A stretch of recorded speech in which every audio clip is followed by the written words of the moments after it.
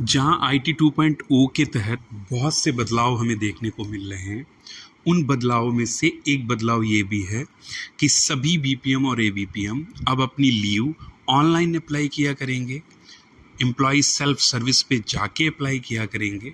उसका एक तरीका मैं आपको आज बताने जा रहा हूँ, जहाँ आपको दिए गए यूआरएल पर क्लिक करके अपनी आईडी और पासवर्ड से लॉगिन करना है। यूआरएल का लिंक मैंने कमेंट सेक्शन में दे दिया है। आप सभी बीपीएम एबीपीएम से निवेदन है, आज ज़रूर उस यूआरएल पर लॉगिन करिएगा। अपना लीव इंटरफेस जो ऑनलाइन आया है उसे ज़रूर देखिएगा। उससे जुड़े जो भी आपके सवाल हों वो कमेंट सेक्शन में कमेंट करिएगा। उससे पहले एक छोटी सी बारीक सी बात आप जान लीजिए, ये यूआरएल क्रोम ब्राउज़र पर ही ओपन होगा और क्रोम ब्राउज़र पर ओपन करते समय क्रोम ब्राउज़र पे जो 3 लाइनें बन के आती हैं, 3 डॉट बन के आते हैं राइट साइड पे, उस पर क्लिक करिएगा और इस तरीके से डेस्कटॉप साइट को इनेबल कर लीजिएगा। क्योंकि इस यूआरएल को खोलने की 2 शर्तें हैं, पहला क्रोम पे खोलना है, दूसरा डेस्कटॉप साइट इनेबल कर लेना है। उसके बाद जब आप इस यूआरएल को खोलेंगे कुछ इस तरीके का इंटरफेस आएगा। यहाँ पे आपसे एम्प्लॉय आईडी और पासवर्ड डालने को बोला जाएगा। एम्प्लॉय आईडी और पासवर्ड आपको सेम वही डालना है जिस आईडी और पासवर्ड से आप आईएमए ऐप में लॉगिन कर रहे हैं, अर्थात आपकी सीएसआई आईडी जो 50 से स्टार्ट हो रही है और पासवर्ड जो आपने बनाया हुआ है। पोस्टमैन लोग जो डिलीवरी के लिए काम कर रहे हैं, जिस आईडी से आप एक्नॉलेज और डिलीवरी वाला काम कर रहे हैं आईडी पासवर्ड से, सेम वही आईडी पासवर्ड डाल के आप साइन इन करेंगे। जैसे ही साइन इन करेंगे आपसे इस तरीके का ऑप्शन आएगा कि आप टीओटीपी के द्वारा लॉगिन करना चाहें या मोबाइल एटीपी के द्वारा। टीओटीपी के द्वारा विस्तार में मैं किसी वीडियो में आपको बताऊंगा।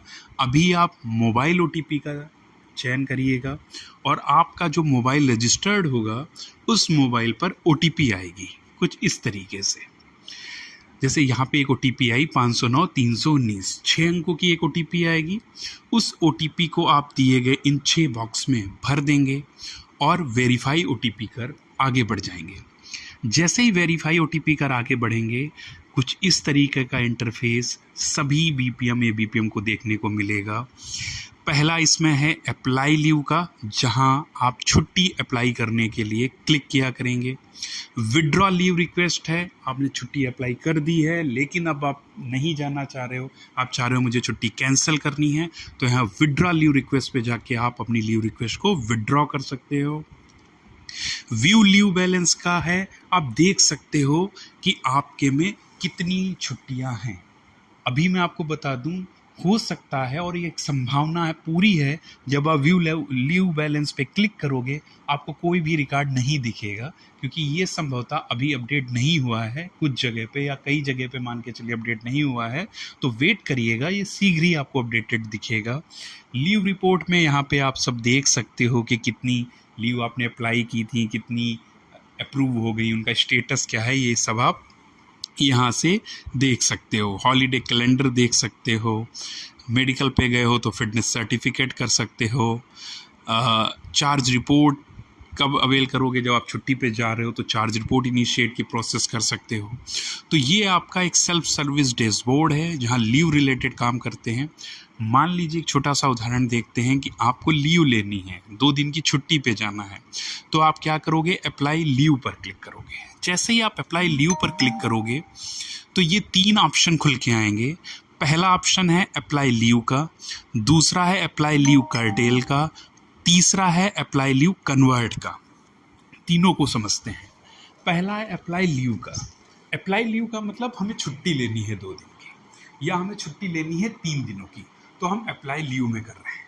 हमने 3 दिनों की छुट्टी के लिए अप्लाई कर दिया राखी के अवसर पे 9, 10, 11 को। फिर अचानक हमारे मन में आया कि 9, 10, 10 को तो संडे है, मंडे को आ जाएंगे, 11 की नहीं लेनी है, 11 की कटौती करनी है, तो कर्टेल का मतलब होता है काटना, कमी करना, तो अप्लाई लीव कर्टेल में जाके हम कर्टेल कर देंगे, छुट्टी कम कर सकते हैं। और अगला है आपका अप्लाई लीव कन्वर्ट का। आपको मालूम है कि आपको वैतनिक छुट्टी भी मिलती हैं, अवैतनिक भी छुट्टी मिलती हैं, तो अप्लाई लीव कन्वर्जन का जो ऑप्शन होता है वो आप इस विकल्प का प्रयोग करके कर सकते हैं। अभी हम अप्लाई लीव पर क्लिक करेंगे और जैसे ही आप अप्लाई लीव पर क्लिक करोगे कुछ इस तरीके का इंटरफेस बन के आ जाता है, जहाँ पर आपको आपका नाम, आईडी, आपका मूल पद क्या है, सब दिख के आएगा। उसी में आप देखिएगा 3 प्रकार की लीव दी गई हैं टाइप ऑफ लीव में, current leave, extension of leave, post facto. तो अभी हम जनरली मान के चलते हैं करंट में आपको 9 और 10 की छुट्टी चाहिए, तो आप करंट लीव पर क्लिक करेंगे। टाइप ऑफ लीव पर जैसे ही क्लिक करेंगे इस तरीके का बॉक्स बन के आ जाएगा और पूछेगा आपको किस तरीके की छुट्टी चाहिए। तो जनरली जीडीएस जब आप छुट्टी लेते हैं तो वैतनिक छुट्टी लेते हैं जिसमें वेतन आपको मिलता रहे, तो पहला वाला जो विकल्प है जीडीएस पेड लीव वो लेंगे। आप अवैतनिक लेनी है तो LWA लेंगे, लीव विदाउट वाली लेंगे। तो सबसे पहले हमने ले ली GDS paid leave. GDS paid leave लेने ही आपको कुछ इस तरीके का विकल्प आता है। यहाँ पर आप डेट सेलेक्ट कर लोगे, फ्रॉम और टू, कब से कब तक की लेनी है। उसके बाद आप रीज़न बताओगे। एक चीज़ ध्यान रखिएगा, permission to leave for headquarter ज़रूर क्लिक करना है आपको, क्योंकि जब भी आप छुट्टी जाओगे तो अपने बीओ से बाहर ही जाओगे, तो इस विकल्प पे ज़रूर टिक करना है। आप लोग एक हैबिट में डालिएगा, जब भी छुट्टी के लिए चाहे आवेदन पत्र लिखना हो, छुट्टी अप्लाई करना हो, तो परमिशन टू लीव हेडक्वार्टर ज़रूर टिक किया करिएगा।